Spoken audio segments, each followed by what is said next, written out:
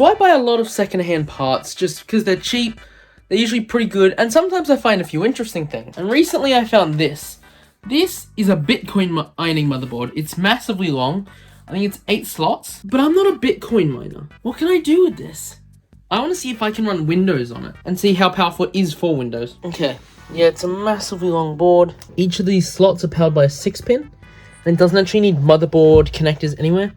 As long as you've got, as far as I can read, as long as you've got one 6-pin enabled, it'll also power the CPU and the RAM. I don't know what type of CPU is under there, but it's integrated. It's also got DDR3 SODIMM. I think there's 4 gigs in there at the moment. I don't think the CPU will be massively powerful before I put a graphics card in, because it does have visual connectors, including this weird sideways HDMI. I want to see if I can get any sort of post from it. Now, one caveat with this motherboard, because it doesn't have any CPU or motherboard connectors, right? The motherboard doesn't know to start if the 24 pin's not plugged into something.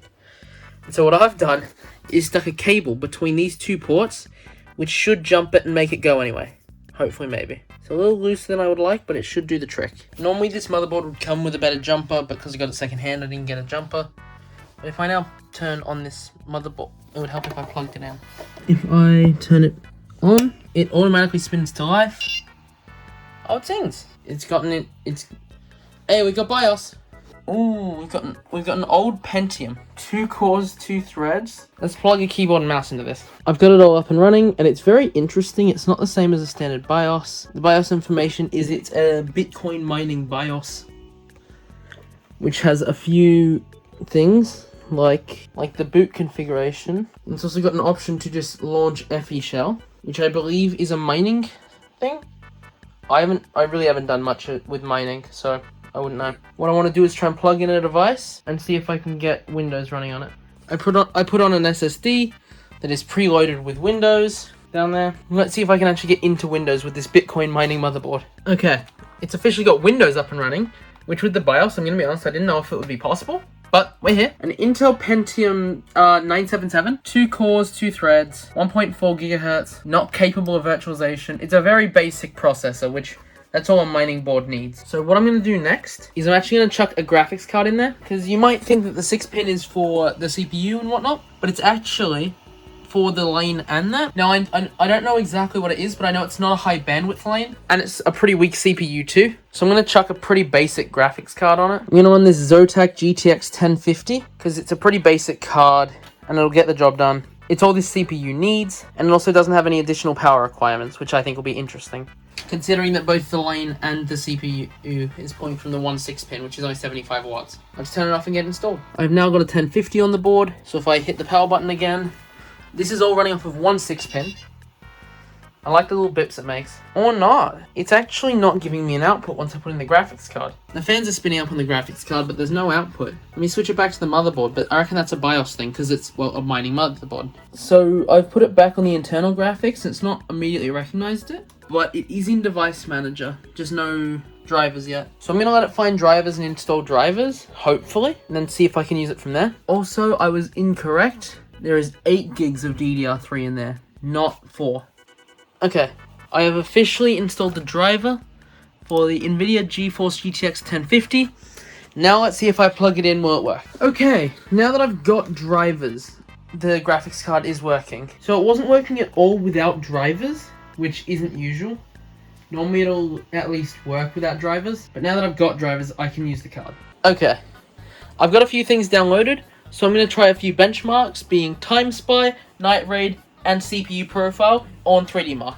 Let's run Night Raid first. So for some strange reason, I couldn't get Night Raid to run, but I'm getting Time Spy to run. But Time Spy is harder than Night Raid? I don't know. So I'm not running Night Raid because I just couldn't get it to run, but I'm booting up Time Spy now. Even though it's only a GTX 1650, and it's not at all a strong card, it ranked at 1,690, the CPU scored at 476. So you know what? See, Time Spy, while it does do CPU, it's mostly a graphics card test. Let's try the actual CPU test. CPU profile test is done, and yeah, the scores really aren't great. Generally, Bitcoin mining requires a lot of graphics cards, not really a lot of CPU power at all, and so it doesn't really have a powerful one in there at all. It also doesn't have a socket to upgrade it, because this is a Bitcoin mining motherboard, and the heatsink for it is very small, because, well, it just doesn't need to be any bigger. It's a really low power CPU. It's so low power it can run off of a 6-pin with a graphics card and RAM. I'm running a game like Half-Life 2, which is a pretty basic game, at 50 FPS, but the GPU utilization is quite low and the CPU is a fair bit higher. So a very basic game like Half-Life 2, it runs pretty well. So this game being Portal 2, well, is running at like 40 FPS up to like 80. It says an average of 79, 77, but it's jumping around like crazy. Yeah, it'll go up to 70, and then in the next few frames go back down to like 30. The CPU is definitely the bottleneck here, easily. That much is obvious. Here we've got a game like Assassin's Creed Unity, which admittedly is more GPU based, so it's managing to work on the graphics card a little bit, but the bottleneck is still very clearly the CPU, and it is running at 10 FPS, an average of 8. This isn't even a particularly modern game. I think this is coming up on like 10 years old. This CPU is definitely weak. It's definitely the bottleneck here as well. In the end, mining Motherboard, can it be used? It can run Windows 10, and if you're just looking for a basic web browser, maybe. But even then, I don't actually recommend it. Just with the fact that it's just such a weak CPU. It's an old Pentium. It's just not powerful in the slightest. And it's got so many other caveats with it. It's very big, obviously. The power supply configuration, sure, it's only a 6-pin, but it means you've got to deal with all these. I want you got like a random cable stuck in there. It shows that it's made for mining. There's not a whole lot else you can do with it. Maybe some sort of server of some kind. I can think of a few types of servers that would benefit from so many PCI slots.